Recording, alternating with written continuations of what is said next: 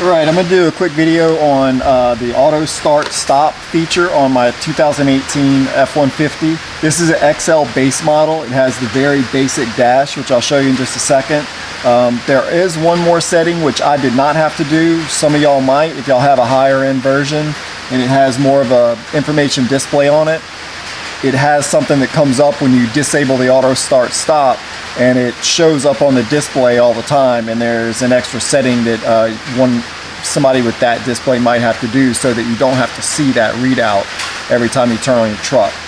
But I'll show you the gist of, for starters, this is the cable I use. I got it off of Amazon. It's a ELM config compatible. I believe this was it was either $19.99 or $29.99, relatively cheap. It paid for itself very quickly because I had to install a factory brake controller for my trailer, and Ford wanted $200 to put in the controller and program it. Installing it took all of 10 minutes or 15 minutes. It was a little scary. You have to take your dash apart, but it was in 10 or 15 minutes, and I had it programmed in 5 minutes after that, and it was done. So huge savings, paid for itself very quickly. And I also added factory cruise control to this truck. It didn't come with cruise control. It's a very base model. It's a work truck. So I added cruise control, very simple to do, programmed it with this programmer, works like a charm.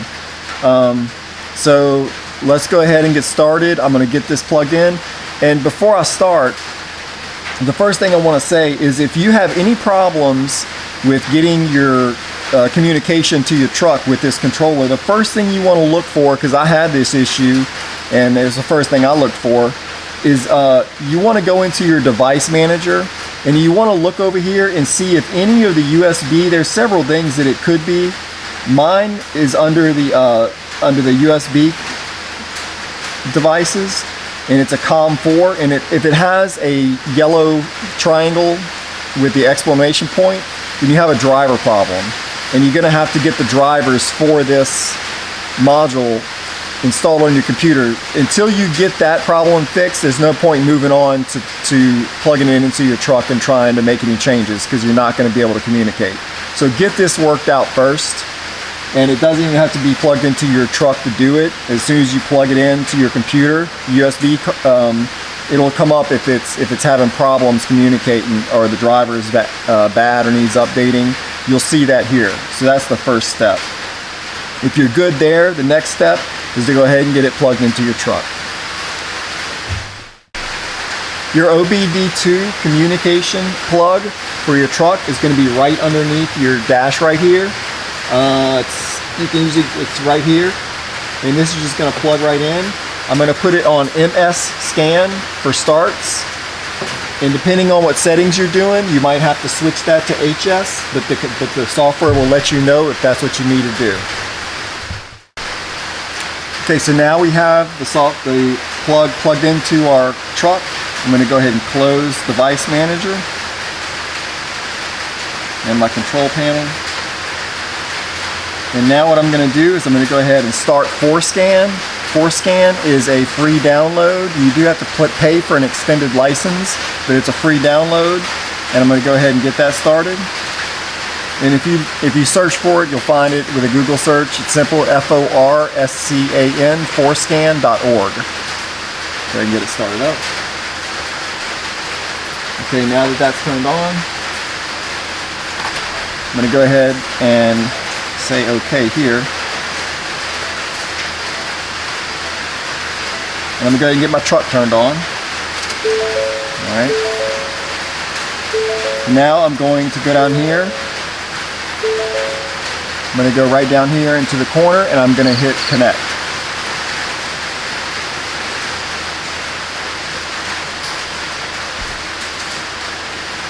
Okay. I believe it's going to ask me if my switch has MS and HS on it, which it does, so I say OK. And you can see here it's loading. I'm going to say yes. I already have a profile set up for my truck, so I'm going to say yes here. And I'm going to go ahead into my software. And it's going to ask me to switch it over about halfway through. I'm sorry about the rain.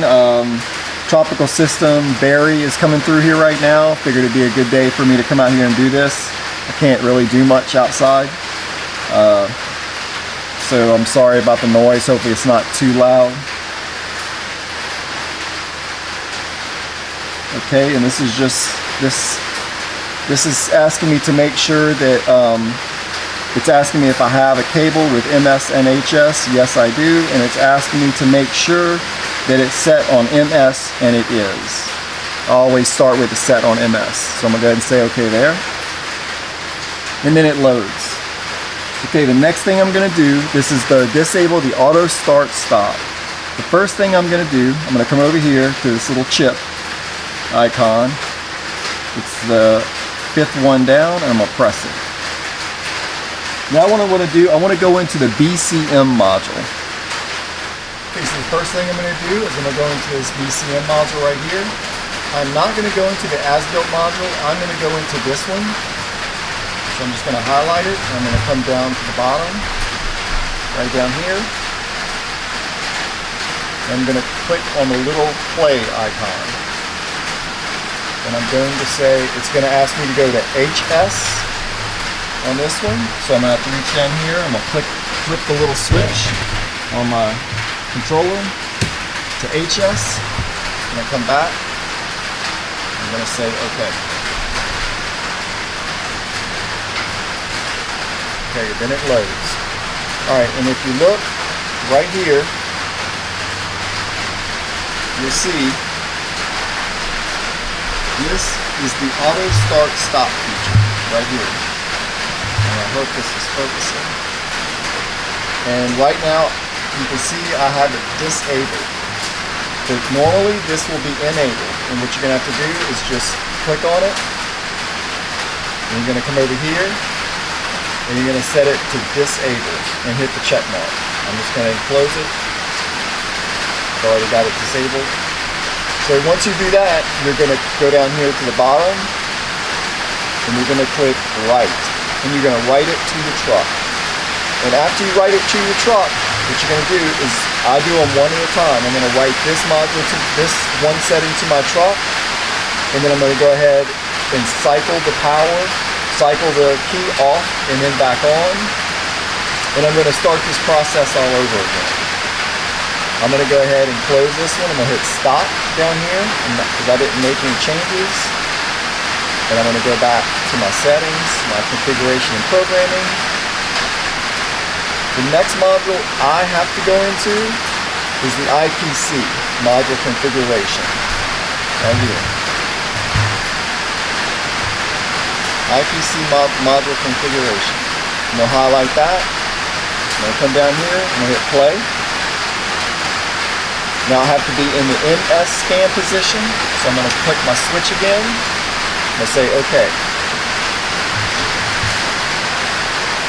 And I'm sorry if this is having trouble focusing. Hopefully it's not too awfully bad. And I'm going to come right up here at the top. And it's going to be auto start stop. I'll come over. As you can see, I had it disabled. I'm going to do the same process I did in the last module. And I'm going to double click it. I'm going to say disabled. It will be enabled from the factory. I'm going to say OK with the check mark. I'm going to click write. And I'm going to write it to the truck. And then once that's done, I'm going to cycle the ignition off and on again. And then go through the whole process again. And I'm going to start my full scan back up. Now if you do have a truck, I'm going to hit stop. I didn't make any changes. Now if you have a vehicle with the display, you're going to go into the FCIM module configuration here, into the as-built format of this module. And what you're going to have to do is you're going to have to make a change in there, and you're going to go into the FCIM and you're going to look for 7A7-01-01.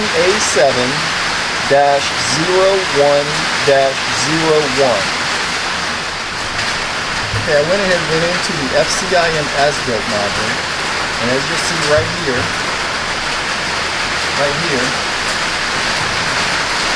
you'll see 7870101.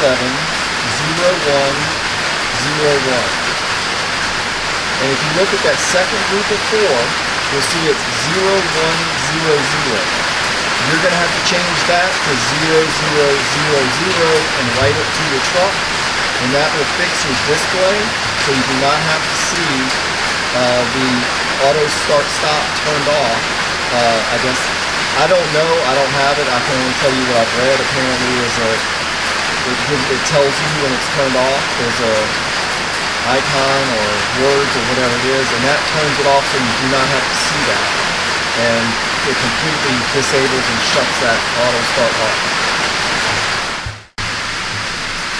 Okay, now on mine, when you do turn the key on, the light on your auto start stop, auto off, does not come on. So it doesn't show that it's off, but it is disabled, it is off.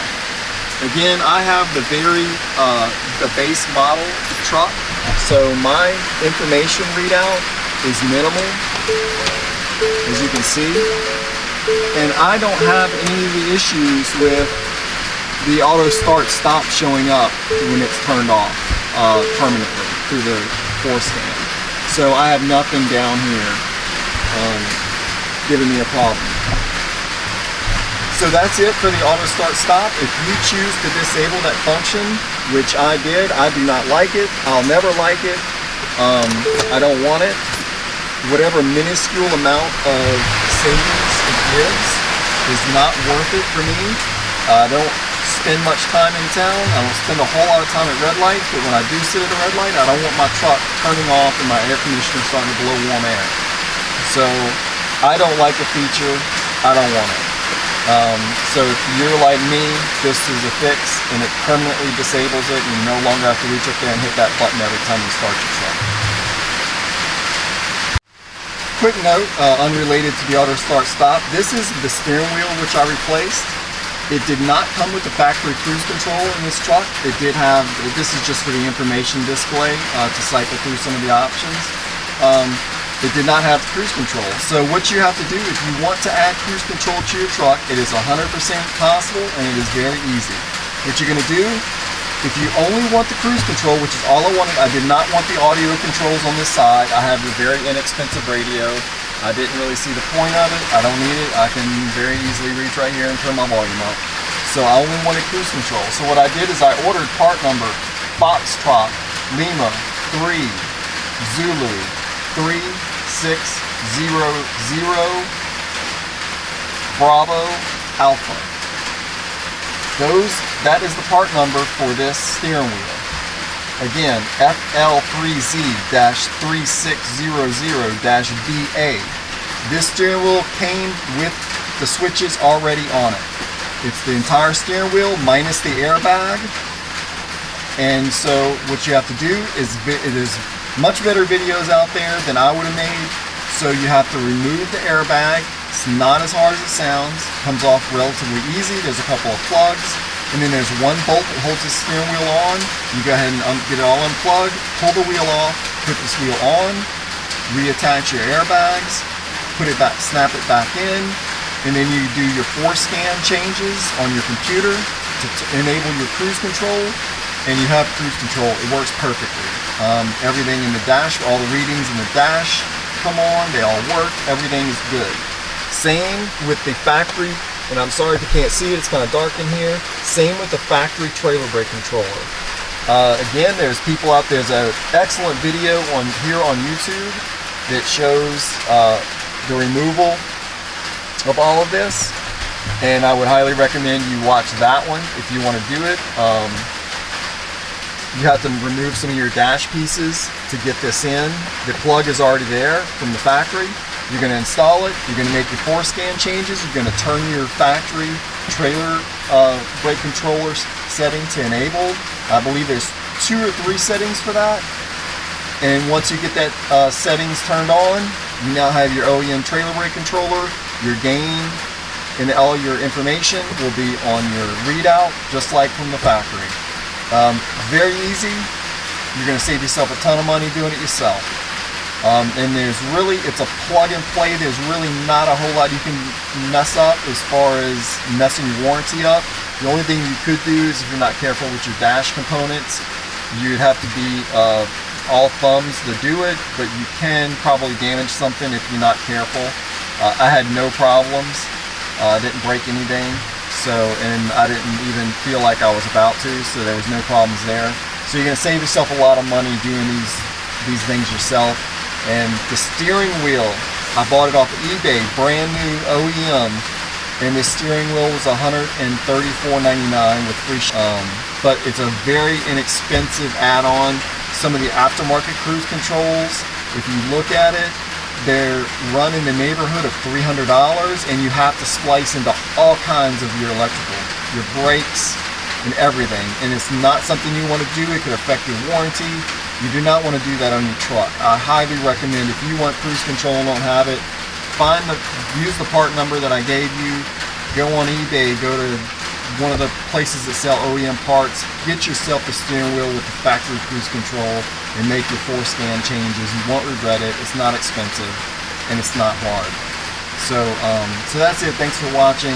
And again, if you want to do the trailer brake or the steering wheel, there are plenty of videos out there. I'll try and find them, and I'll put links at the bottom of my video for the gentleman who put those videos out there. They did a great job, and which is why I'm not doing it, because they did a better job than I did. Thanks for watching.